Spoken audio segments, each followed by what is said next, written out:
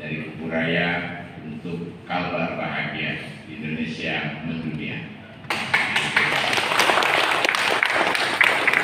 Betul urutannya itu dari kampung, Kuburaya, Kalbar, Indonesia Mendunia. Jadi biar berpikirnya semakin waktu, semakin bijak, semakin luas ya Pak ya.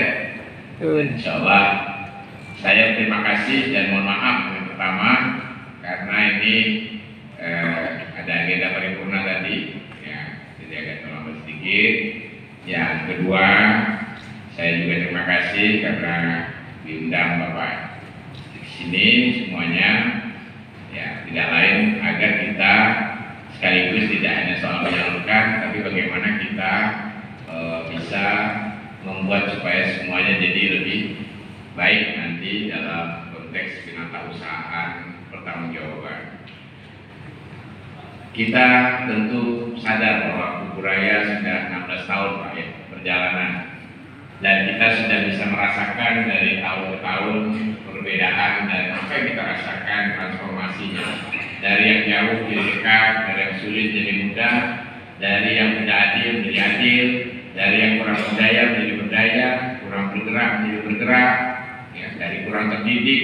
Insya Allah, alhamdulillah, mudah-mudahan anak kita sudah semakin banyak terdidik dan semakin baik, dan dari hal-hal yang kemudian cemas dan resah, mudah-mudahan semakin waktu rakyat Kuburaya dan seluruh penjuru desa ini dan latar belakang semuanya multi etnis, keberagaman, suku, agama, bahasa, insya Allah tapi mudah-mudahan akan menjadi bahagia semuanya sesuai visi Kuburaya Pak, bahagia.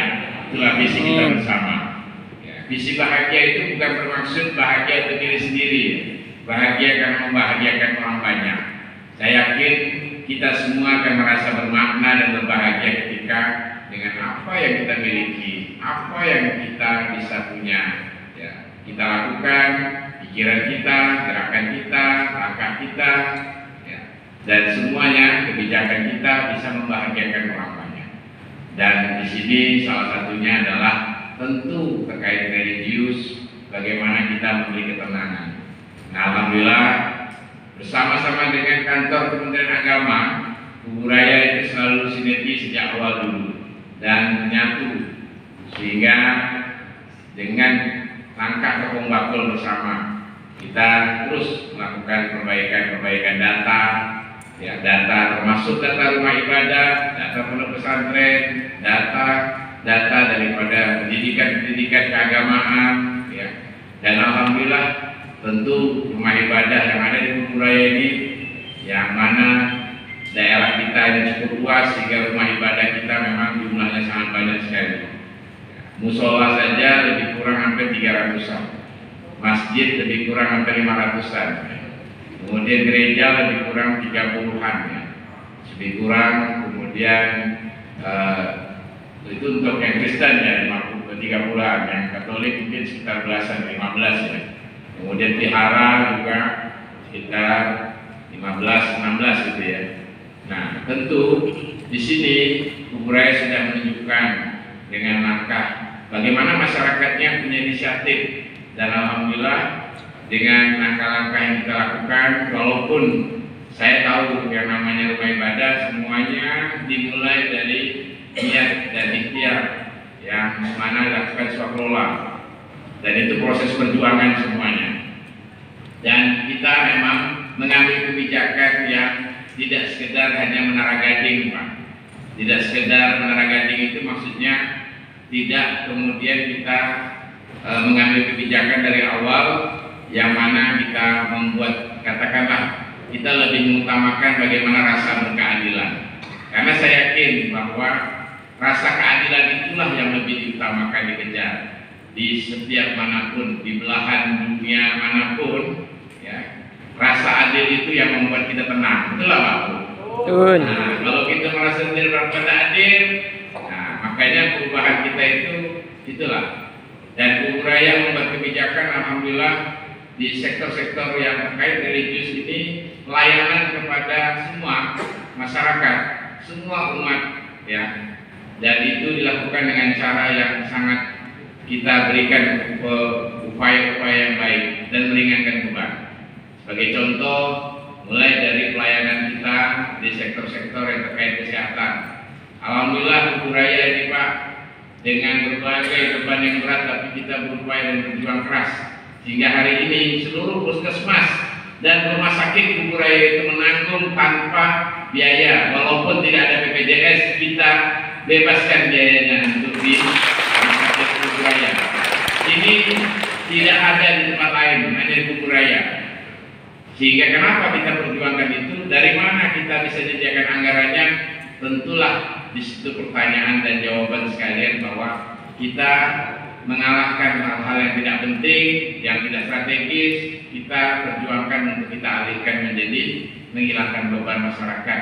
Karena kalau ada cerita soal sakit ini, kita juga melihat di sini tidak membedakan dari manapun dia, tentu semuanya, apalagi terkait dengan ibu melahirkan. Nah, semuanya insya Allah juga sampai operasi pun tidak perlu mengeluarkan belasan juta, langsung di rumah sakit Kubu Raya dilayani tanpa biaya Pak. Ini tentu suatu hal yang sangat-sangat kita utamakan, ya. Karena di sini menyangkut ketenangan rumah tangga dan bagaimana kita membangun suasana yang baik. Nah, rumah ibadah sendiri memang kami mohon maaf tidak bisa menganggarkan besar-besar. Kenapa? Karena tadi berkeadilannya yang kita utamakan. Karena banyak dan itu lebih utama. Jadi kita mohon maaf, tentu saya yakin kita juga melakukan ini berbasiskan pada data. Kita perbaiki datanya bersama-sama Kemenak yang masuk dalam sistem, yang mana sudah masuk dalam sistem. Ini juga yang kami ambil untuk bisa bagaimana nanti semua kelembagaan, dan mudah-mudahan tanah-tanah Bapak-bapak sekalian, tanah-tanah masjid kita dan tanah-tanah gereja dan sebagainya semua, mudah-mudahan ini semua statusnya sudah bisa kepastian, dan mudah-mudahan kita akan bantu semuanya. Karena beberapa hal termasuk pondok, termasuk rumah ibadah, ini semua diutamakan, dan kita punya yang namanya PRODA, ya, yaitu program sertifikasi untuk juga terkait dengan rumah ibadah, dan kita bisa percepat karena ini memang menjadi target kita untuk tanah wakaf dan lainnya terkait dengan rumah ibadah, agar ini segera bisa kita bereskan kepastian hukumnya Bapak-bapak sekalian, supaya tidak terjadi hal-hal yang tidak kita harapkan, dan memenuhi kepastian hukum untuk bisa adanya status bagaimana bantuan dan sebagainya, kerjasamanya juga lebih baik. Nah, termasuk kita di Kubu Raya ini, kenapa tadi saya cerita, ya, misalnya kita tidak, kan banyak yang menyarankan dulu, Pak Muda, kenapa kita tidak bangun misalnya di karena mayoritas Muslim kan, kemudian membangun Masjid Agung misalnya kan, yang ada Kubu Raya belum punya Masjid Agung. Saya sebenarnya cara ini beda cara melihat saja, karena kita kabupaten baru, ya, dan kita kalau bangun Masjid Agung tentu membutuhkan biaya 100-200 miliar. Nah, sedangkan kita ini kabupaten baru, usianya baru 16 tahun, paling termuda di Kalimantan Barat. Nah, sementara rumah-rumah ibadah yang ada, surau, masjid dan sebagainya, ini bertebaran sangat luar biasa jumlahnya. Nah, sekarang kalau kita mengutamakan ini dulu dibangun, nanti tentu akan membuat kita sulit untuk membiayai yang ada di pelosok-pelosok dan di berbagai, termasuk untuk gereja, vihara dan sebagainya yang ada di luar. Pasti bangunnya di Sungai Raya, betul Pak? Nah, tapi sekarang pertanyaannya, ya kalau kita mengutamakan hanya besar saja di sini, tapi nanti tidak terbagi pembiayaannya ke lain-lain, tentu juga ini menyebabkan ada rasa ketidakadilan. Makanya kita utamakan bagaimana tershare dulu, yang penting bisa merata, menyebar, sehingga setiap tahun kita upayakan anggarannya bisa menyebar ke berbagai titik penjuru, sehingga itu walaupun sedikit-sedikit tapi semuanya dapat. Kan lebih penting Pak, daripada kita nanti justru malah, nah mudah-mudahan nanti ke depannya kalau seluruh rumah ibadah itu sudah bagus, sudah layak, barulah saya kira bisa dibangun Masjid Agung yang ada. Kalau daerah lain Pak, ya daerah lain umurnya sudah cukup panjang, betul lah Pak. Pontianak umurnya berapa? 252 tahun. Kemudian ya Mempawah misalnya umurnya mungkin sudah sejak kemerdekaan lah, paling tidak. Jadi wajar Pak. Jadi jangan bandingkan yang usianya baru 16 tahun dan wilayahnya luas, penduduk kita ini nomor 3 terbesar juga di Kalimantan Barat. Jadi tidak mungkin kita bisa langsung nyulapnya. Tapi yang penting rasa keadilan itu sampai ke pelosok-pelosok kampung, musola, masjid, gereja yang kecil kita bantu supaya semuanya merasa bisa memberdayakan. Adalah lebih membahagiakan ketika kita melihat sebaran itu Pak, daripada kita terpusat pada satu, akhirnya malah menimbulkan ketidakadilan.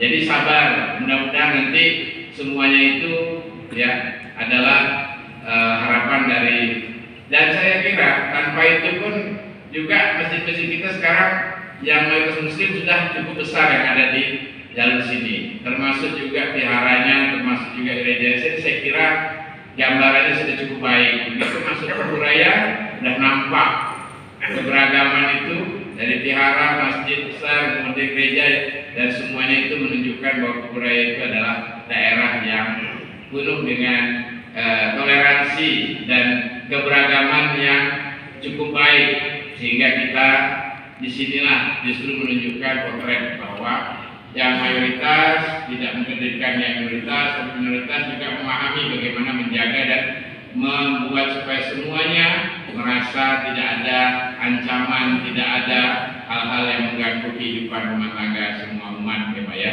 Nah, oleh karena itu disinilah cara-cara kebijakan yang kita lakukan Pak. Dan mungkin Bapak semuanya perlu saya sampaikan. Makanya Pak Arso juga alhamdulillah bisa hadir. Tadi barusan kita paripurna. Nah, memang kita ngambil kebijakan di Kuburaya ini memang hal yang tidak biasa. Mungkin saya perlu ingatkan, sampai hari ini yaitu tadi kita tidak membangunkan karena kita ingin memberikan keberpihakan. Kita tidak bangunkan rumah jabatan bupati, wakil bupati, sekda, ya, ketua DPRD, bahkan kantor DPRD pun sampai hari ini masih ngontrak Pak status kantornya. Kenapa? Karena kalau kita bangun kantor DPRD mungkin habiskan duit 70 miliar.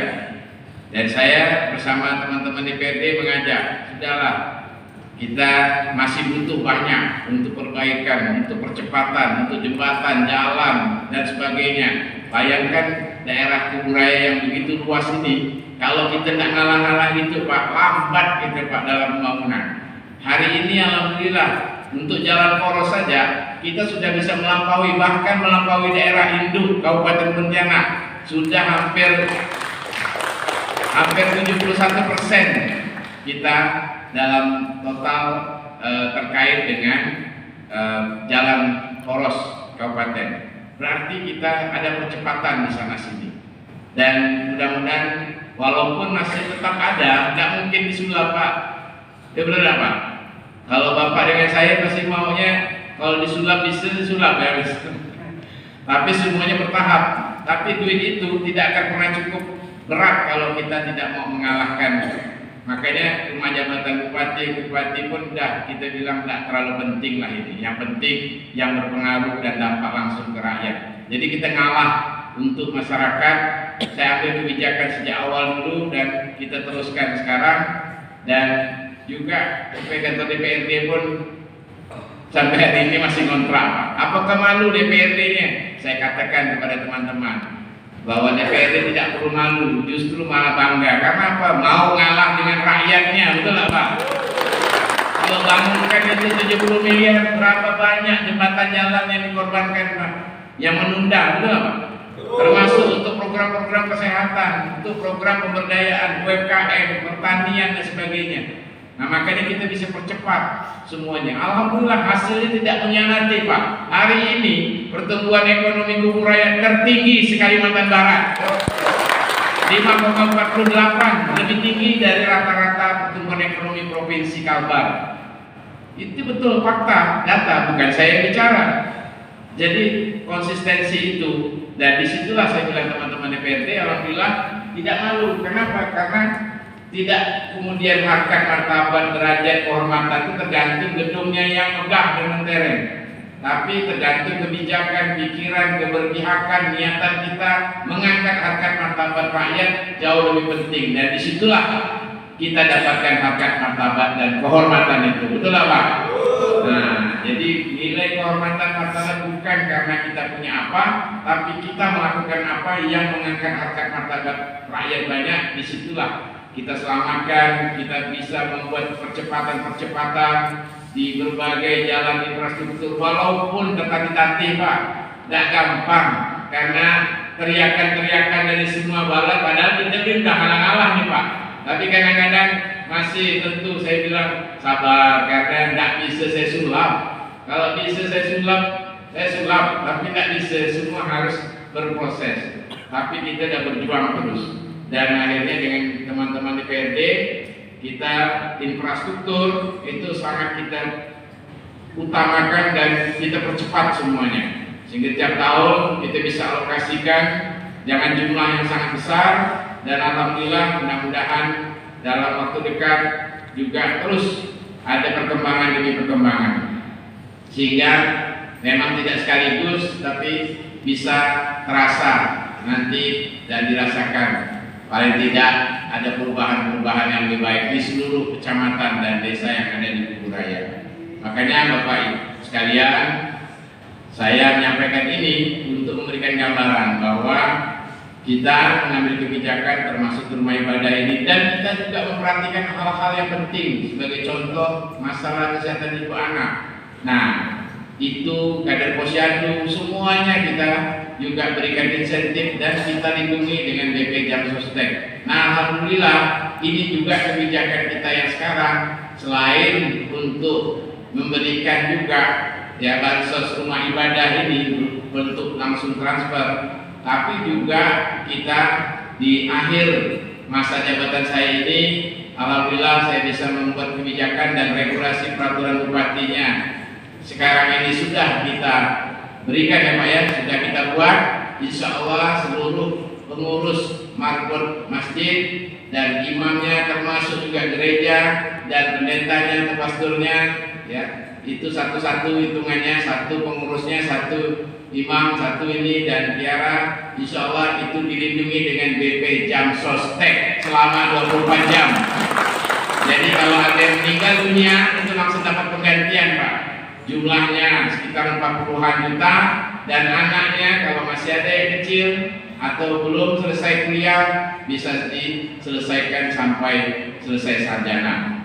Kemarin ada beberapa yang meninggal honor kita di kebersihan, kemudian anggota BPD di Kuala 2 itu dapat penggantian, kemudian anaknya 2 orang ditanggung sampai sarjana, sehingga tiap semester dikirim dana dari BPJS. Ini kenapa kita lakukan Pak? Karena kita hargai kerja-kerja orang-orang yang ikhlas dan tulus kepada masyarakat, kepada umat. Ya, alhamdulillah kita jadi marbot ini yang ngurus. Kemudian satu imamnya diberikan di situ masuk juga. Lainnya Pak adresnya nanti diurus sama Kesra ya oleh teman-teman di bawah naungan Pak Asisten 1 Pak Mustafa melalui rekan-rekan di Kesra bersama BPJS dan camat desa, sehingga nanti data dari rumah ibadah ini baik masjid, surau, gereja maupun vihara ya, dan juga semua ini akan ditanggung nantinya di data, tapi semuanya dengan cara ditanggung BPJS tenaga kerja. Jadi kalau ini 24 jam Pak. Jadi kalau ada kecelakaan dia sudah aman, langsung ditanggung. Mau sampai berapapun biayanya akan ditanggung oleh BPJS. Dan termasuk relawan damkar kita seluruhnya itu juga sudah kita masukkan. Itu BP Jam Sostek Pak, bukan BPJS Kesehatan. Jadi beda. Ini BP Jam Sostek. Nah ini kita masukkan sampai akhir tahun ini selama 2 bulan ini, kemudian nanti di 2024 langsung disambung untuk tahun ke depan lagi. Jadi begitu Pak caranya. Insya Allah dengan cara ini maksud kita ini Pak, maksud saya apa? Kenapa Kader Posyandu, RT RW pun semuanya saya masukkan. 4.030 lebih orang RT dan RW se-Kuburaya saya masukkan dalam program BP Jam Sostek ini. Kenapa Pak? Zaman sekarang banyak resiko. Kader Posyandu juga bisa beresiko karena saking lelahnya bantu orang, bisa kecelakaan, bisa meninggal dunia, dan juga kita harus hargai kerja-kerja orang. Termasuk waktu kifayah, yang urus mayat, yang gali kubur, semuanya ya, termasuk yang bersihkan masjid dan imam di masjid itu, karena semuanya ini demi untuk menghargai semata-mata. Kenapa? Kita menghindari adanya kesulitan dan menimbulkan hal-hal yang kemudian menimbulkan kesenian baru, ya. Sehingga kita berharap dengan cara ini Kader Posyandu, RT RW, termasuk juga pengurus rumah ibadah, ini semuanya punya keyakinan dan terus bersemangat. Ini tidak lain Pak, kita hanya jalankan ibadah saja ini. Sebagai bupati, saya sadar keterbatasan kita, ya. Tapi insya Allah ini niatannya adalah agar kita semua tenang, keluarga kita tenang, semuanya juga, sehingga kita juga kami apresiasi apa yang sudah Bapak lakukan untuk mengawal masyarakat dan menjaga kerukunan masyarakat dan umat, dan semuanya semua menjadi jauh lebih bersemangat lagi. Insya Allah kebijakan-kebijakan juga kita ambil untuk memperkuat sektor-sektor yang sudah dan terus kita jalankan. Nah, hari ini saya juga menyampaikan, karena saya ini sudah selesai sampai Desember Pak, tidak terasa waktunya, dan saya tentu juga berterima kasih, dan sekaligus mungkin belum tentu setiap waktu ketemu Bapak Ibu sekalian. Nah, mudah-mudahan kita paling tidak sudah perjalanan sekian waktu ini. Nah, tapi tidak apa, nanti pun kalau misalnya saya sudah selesai, bukan berarti Bapak-bapak tidak bisa mengundang saya, masih bisa mengundang saya ke acara di masjidnya atau di tempat misalnya mengadakan kegiatan yang tidak masalah, karena kita ini sudah panjang perjalanan di Kuburaya ini Pak ya, belasan tahun kita ini sudah berjuang sama-sama, sehingga saya pun hari ini sekaligus mohon doa juga dari bapak-bapak sekalian.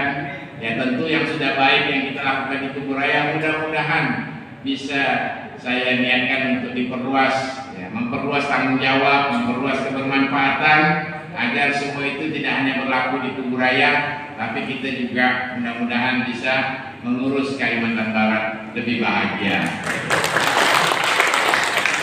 Jadi warga Kuburaya mudah-mudahan tetap solid, karena ini kita juga sekaligus mengambil peluang mengejar hak-hak dasar yang mungkin selama ini belum diberikan atau belum dikembalikan kepada masyarakat, harus kita kejar supaya betul-betul sesuai dengan hak-haknya.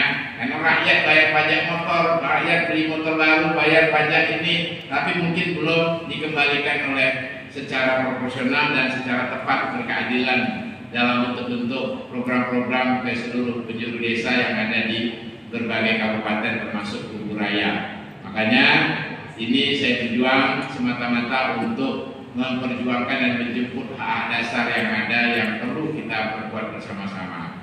Mudah-mudahan Bapak ya, tentu terkait dengan hal ini kita mudah-mudahan akan mampu untuk mewujudkan dari Kuburaya bahagia menuju Kalbar bahagia. Mohon doa ya. Sampaikan salam kepada warga semuanya. Jadi kalau ada tulisan GM itu jangan heran gitu. Itu kode. Mohon maaf ya Pak ya. Jadi saya mungkin tidak satu persatu menyebutkan. Insya Allah saya tetap akan komit mengawal. Bagaimanapun Kuburaya ini sudah nafas perjuangan hidup saya. Karena dari awal kita mengawal, kita menggagas, kita memperkuat bersama-sama dengan semua teman-teman, termasuk Pak Arso juga, termasuk semua pihak, kita mewujudkannya, kita tentu punya rasa memiliki tinggi dan rasa sayang terhadap semua masyarakat dan generasi dari semuanya di Kuburaya ini. Insya Allah tetap akan saya kawal. Apalagi kalau kita punya kewenangan di provinsi, tentu lebih besar lagi yang bisa kita perkuat percepatan-percepatan yang ada di Kabupaten Kuburaya ini. Dari Kuburaya kita menebar kebahagiaan dan kebermanfaatan untuk Kalimantan Barat. Ini Pak ya. Terima kasih semuanya, mohon maaf dan semoga semuanya berbahagia. Insya Allah dengan angka ini saya terima kasih kepada Sekretaris dan juga Pak Bakar dari Kemenang. Mudah-mudahan langkah-langkah kita ke depan akan semakin memperkuat data-data dan sekaligus untuk memperkuat ya hal-hal yang terkait kepastian administrasi. Dan sekali lagi terima kasih. Mohon maaf. Wassalamualaikum warahmatullahi wabarakatuh. Waalaikumsalam warahmatullahi wabarakatuh. Terima kasih kepada Bupati Kuburaya. Selanjutnya